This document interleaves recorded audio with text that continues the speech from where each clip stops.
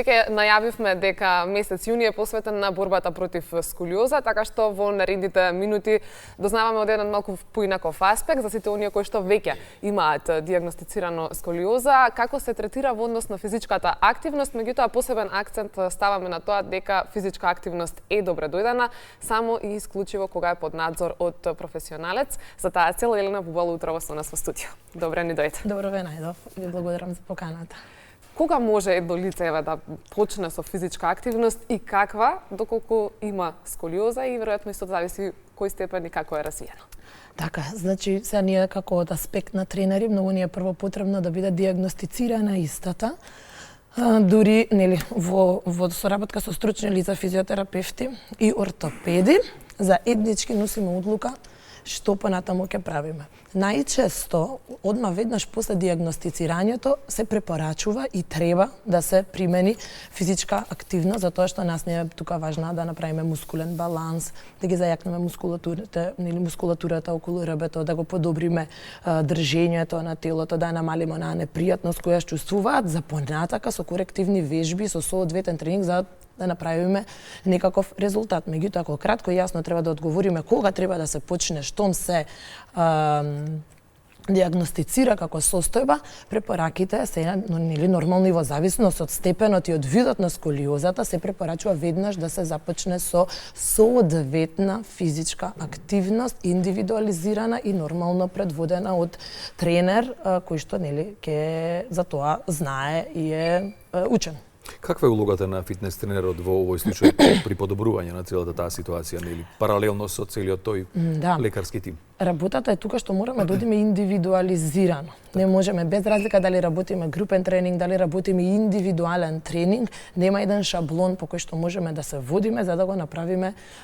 тренингот како што треба. И пак морам да се навратам на тоа дека нас без тој еден лист документ кој што ќе го добиеме, имало моменти кога знаеме да го прочитаме, меѓутоа има моменти кога буквално пола од зборовите, или пола од дијагнозата не, па тогаш замолуваме да се јавиме кај докторот, да се јавиме кај ортопедот или кај физиотерапевтот за да ни помогнат во, мораме да бидеме сигурни, не можеме да идеме на среќа. Стварно има низок степен, стварно има луѓе кои што претходно биле физички активни, им била дијагностицирана и кај нив многу лесно поминува сето тоа, затоа е многу индивидуален пристапот. Мора да имаме тука присутност, мора да се работи полека, мора да се работи внимателно. Битно е таму со работката, битно е да не се плашат, сега се зборате жените дека не треба и слично, меѓутоа и тие треба, но да се соодветни и секогаш да сме спремни дека една вежба, има вежба ќе ни кажат дека е на дед бак се, вика нема врска, дека е добра за таа состојба. Меѓутоа може за никого да не е добра. И во тој аспект ние секогаш треба да сме спремни и подготвени да осетиме дали таа вежба може клиентот да ја прави и во случај да не може, која е причината зошто не може, значи сами откриваме во тој момент, даваме соодветни и сме многу присутни за тоа што буквално во такви состојби ние сме имали и деца и возрасти кои гестикулацијски сме ги приметувале дека нешто не е добро, ни се упорни, сакаат да го направат тоа, меѓутоа не по секоја цена. Така да одговорноста е голема и присутноста не е само еден рекреативен обичен тренинг, него имаме состојба на која што треба многу да внимаваме, а од друга страна и нас ни е цел и предизвик да направиме дека не е само тело за лето кога вежбаме некого, дека имаме некаква состојба која што правиме општествено добро некоја и сме, мислам дека повеќе вклучени во сето тоа за да ја подобриме целата состојба. Кои се најчестите заблуди од луѓето кои што тренираат со вас, имаат дијагностицирано искривување на рветот? Не мора да значи дека е само конкретно за сколиоза. Дали некогаш исто и докторите знаат малку да бидат построги во однос на забранување на одредена физичка активност и тука заедно со вас тренерите да се разбива тоа погрешно сваќање, да кажеме, меѓутоа сепак ќе потенцираме дека зборуваме за фитнес тренирање со професионалци. Да, се случува да дојдат и да ни кажат, они само иницијативно дека им е забрането да вежба, тоа е еден од митовите, да кажам, кои што не секоја состојба, пак ќе кажам, сигурно има состојби во кои што и тогаш не е забрането, него тогаш мораме да одиме само со физиотерапевт да работиме корективни вежби, дека не сме стигнале до фитнесот и до тренерите за рекреативна физичка активност. Меѓутоа и после тоа и таму се постигнува. Ретко која состојба не може да се вежба, меѓутоа тоа е проблемот и никогаш јас си ги разбирам докторите, затоа што они не знаат каде ќе се отиде и што ќе се вежби. Знаете, некогаш од одобрен систем и од да се зачува пациентот, многу е полесно да се каже. Меѓутоа, низ годините, 15 години сум во ова, се подобра таа состојба. Например, сите дечиња што ни доаѓаат се пратени од доктори, се пратени од ортопеди, се пратени од физиотерапевти. Но еден како мит, ќе го земеме дека не смее да се вежба. Вториот, така што ни се случува често, е дека им препорачуваат само пливање и за многу други состојби кога станува збор за повреда на рбет, на зглобови и одредени други делови од телото. Несомнено дека пливањето е стварно еден многу безбеден спорт кога станува збор за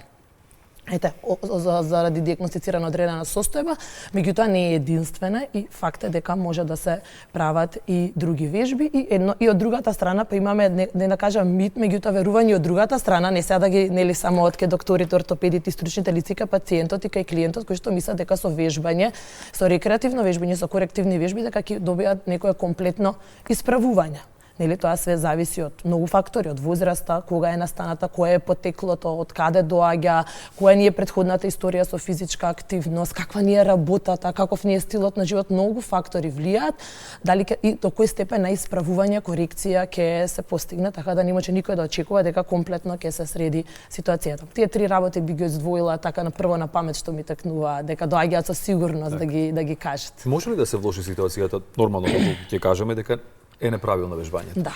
Значи сепак може да се влоши. Мислам колку и да сакаме да кажеме ние да ги мотивираме да дојди вежба и потребно е вежбањето, исто колку што е потребно и може да се подобри, буквално исто и ризикот дека може да настане одреден проблем, влошување на состојбата во искривувањето, не меѓутоа најчесто нема ние да го доискривиме, нели со одредени вежби, мада меѓутоа да настане дополнителен проблем секундарен во истата состојба е сега тука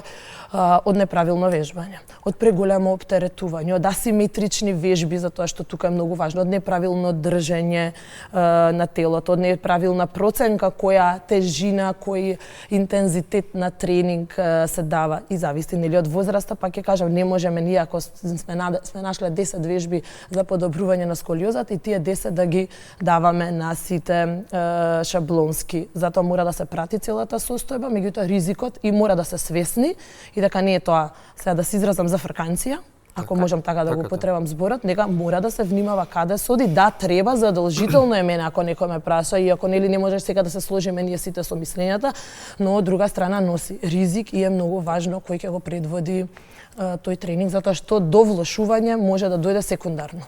Колку време е потребно да помине од редовни тренинзи со цел самиот вежбач, односно оној кој што има сколиоза да почувствува некаква промена во неговиот секојдневен живот? Од 3 до 6 недели би кажала, ќе се почувства подобра,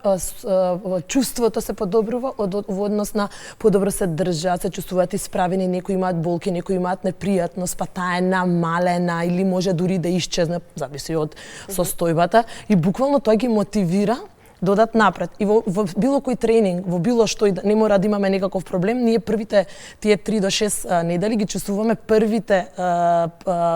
придобивки, да кажам, од тренингот, така и ова.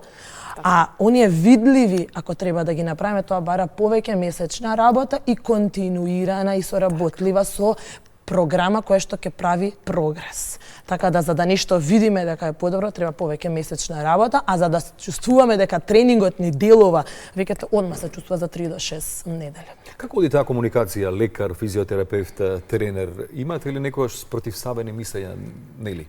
Еден од вас да каже дека ова е подобно за ситуацијата, друг да се спротивстави на истата теза? Можам да кажам дека порано, мислам дека повеќе било така, пристапноста на информациите ги смени работите во нашиот сектор, во нашата ера и сфера и мислам дека стануваме се посоработливи. Јас во никој случај не сум имала никош его да се јавам, меѓутоа ми треба дозвола некако да стапам во контакт и тука медијатор ни е клиентот, пациентот, кој што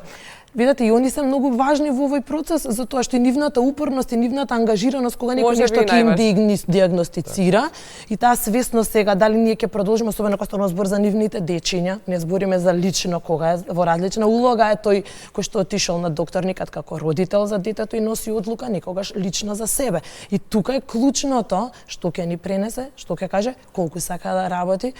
дека тоа не е решение вака што ќе се реши, дека тука се мораме некогаш да се слушнеме. И можам да кажам дека станели тука и лично искуство е дека воопшто немаме проблеми, дека најчесто се соработува. А кога станува збор за вежби, едно е корективни вежби што ги прави физиотерапевтот и ортопедот кој што ги препорача, друго се од рекреативен аспект, тренинзите, вежбите, тежински отпор и слично, некогаш одат во комбинација, некогаш одат посебно, некогаш ни даваат препорака, предпазливи се повеќе и тоа е проблемот. И знаат да кажат тежина никако, ова никако, скокање никако, и ние тоа го разбираме, го прилагодуваме и го разбираме стравот од таа страна, но пак ќе кажеме индивидуално некој има навистина голем прогрес и буквално можеме да работиме малце потешко, да кажам, и со појаки вежби. Сигурна сум дека со вашата работа имате многу позитивни примери кои што може и да ги истакнете, меѓутоа дел од она што го правите, особено ако не грешам последниве 2-3 години, е работата со деца со вежбање од најрана возраст. Колку таа ваша мисија всушност се пренесува и кај родителите да внимаваат на физичкото здравје кај децата уште од кога се најмали и како тоа всушност е еден чекор до спречување да имаме се помалку диагностицирани сколиози или било кои други деформитети на рбет. Вежбањето од најмала возраст помага. Меѓутоа мора да знаеме дека самата сколиоза некогаш си има и друго потекло и дека и вежбање и да вежбаме дека истата може да се појави, затоа родителите ние не треба да спиеме дека ако е активно. Тоа е информација која што поретко се знае. Да, сме имале ние деца што се многу активни и им откриле пример како скриени сколиози, она е јак е мускулот од позади на тоа дете што вежба и многу послабо може и да се види и да се примети, особено со голо око од родителот. А нели на некои рутински редовни прегледи што тоа се многу важни да се одат и не смееме да ги одминуваме, се оние кои што ни помагаат. Тука сакам само да се оградам дека не значи дека ако прават физичка активност дека од тоа се лишани и дека никогаш на детето нема да му се случи такво искривување затоа што имаме ние различно потекло од што ќе дојде до тоа. И нормално дека раното уклучување во физичка правилна активност од 4 до 5 години они едно вежбаат моторика, координација, стабилност, асиметрични, симетрични движења, па после имаме од 6 до 10 години каде што веќе им вклучуваме малце да направат она мускулно-нервна конекција, да знаат што движи, за сето тоа понатака на 11 плюс години да им помогне да можат и умствено повеќе да се вклучат во тренингот, да соработуваат и да сватат дека освен оние рекреативни, не рекреативни, него напротив, оние спортови како фудбал, ракомет, кошарка и слично, дека бараат од друга страна одредена екстра потпора. Не секогаш има време на тие часови да се направат вежби за грб, вежби за мобилност, вежби за стабилност, вежби за постуралното држање, вежби за јадрото кор, што е нели најчесто ќе го најдат по интернет кога читаат, доколку немаат време да се направи во тој период од часовите, дека мора да се најде начин дали ќе дојдат во сала каде што се работи специјална таква програма за деца, како што работиме на пример ние, каде што ќе се вметнат екстра барем еднаш, два пати, пошто децата се зафатени сами по себе, меѓутоа мора и тие вежби затоа што вежбаат одредени стабилизатори кои што помагаат за спортот кој што го практикуваат, од друга страна се намалуваат можностите за повреди и таму имаме и некои контролирани движења каде што ние многу лесно можеме да го видиме оној дисбаланс на колкови, на рамо, искривување на рбет и сколиоза за која што тема разговарам. Ирна, ти благодариме на гостувањето денеска во Македонија на утро. Ние остануваме на оваа тема.